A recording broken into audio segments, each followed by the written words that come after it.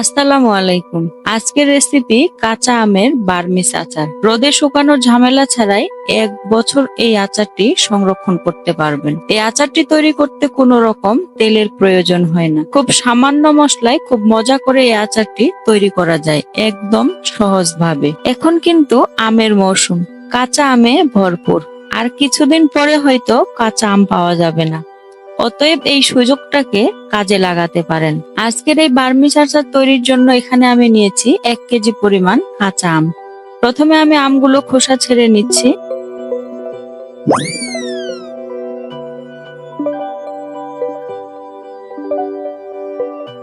খোসা ছাড়ার পর আমগুলো খুব ভালোভাবে ধুয়ে পরিষ্কার করে নিয়েছি। এখন মাঝখানের বীজ ফেলে পাতলা করে কেটে নেব।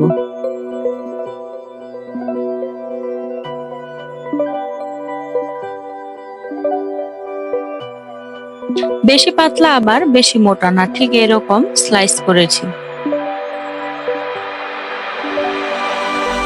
এখন সব আমগুলো একটি বাটিতে নিয়ে নিচ্ছি। এখন দিয়ে দিচ্ছি 1 কাপ চিনি। কেউ চাইলে এখানে টেস্ট অনুযায়ী চিনি কম বা বেশি দিতে পারেন। দিয়ে দিচ্ছি 2 টেবিল চামচ সিরকা। অবশ্যই এখানে সিরকা দিতে হবে, সিরকা দিলে 1 বছর পর্যন্ত আচারটি ভালো থাকবে। চিনি আর সিরকার সঙ্গে আমের স্লাইস গুলো ভালোভাবে মিশিয়ে নিচ্ছি।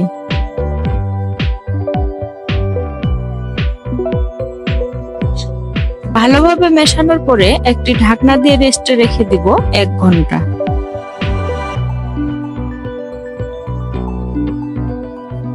এক ঘন্টা পরে চিনিটা একেবারে গলে গিয়েছে। এই চিনির পানিটা দিয়েই আচারটা তৈরি করব। এখানে আর কোনো পানি এড করব না। এখন একটি প্যানে নিয়ে নিলাম, মাঝারি আঁচে এটি জাল করছি।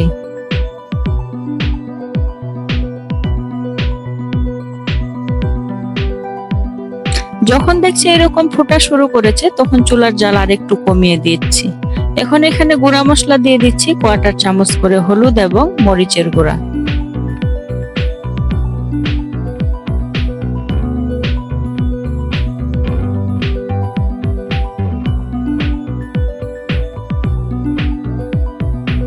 হাফ চামচ দিলাম লবণ।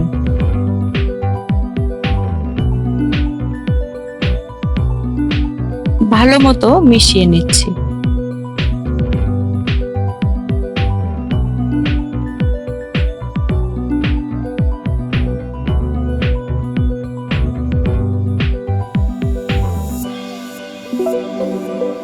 তিন 4 মিনিট জাল করার পরে আমগুলো নরম হওয়া শুরু করেছে।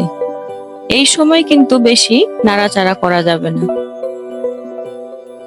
আবার একদমই নাড়াচাড়া না করলে নিচ থেকে পানি শুকিয়ে আবার লেগে যেতে পারে।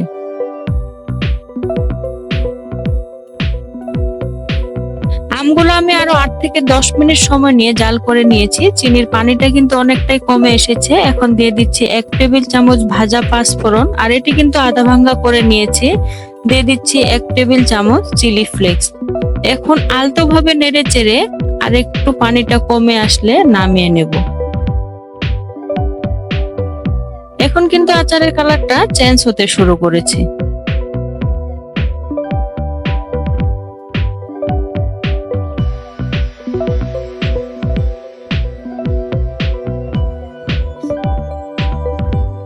এখন এটি চুলা থেকে নামিয়ে ঠান্ডা করে যে কোনো কাচের জারে সংরক্ষণ করে রাখতে পারবেন 1 বছর পর্যন্ত।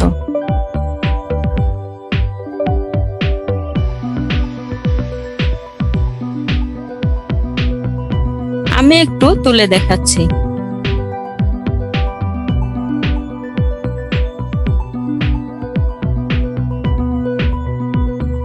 দেখতে কতটা সুন্দর এবং লোভনীয় হয়েছে। আজকে তাহলে এ পর্যন্তই রইলো। আবার দেখা হবে নতুন কোনো ভিডিওতে। আল্লাহ হাফেজ।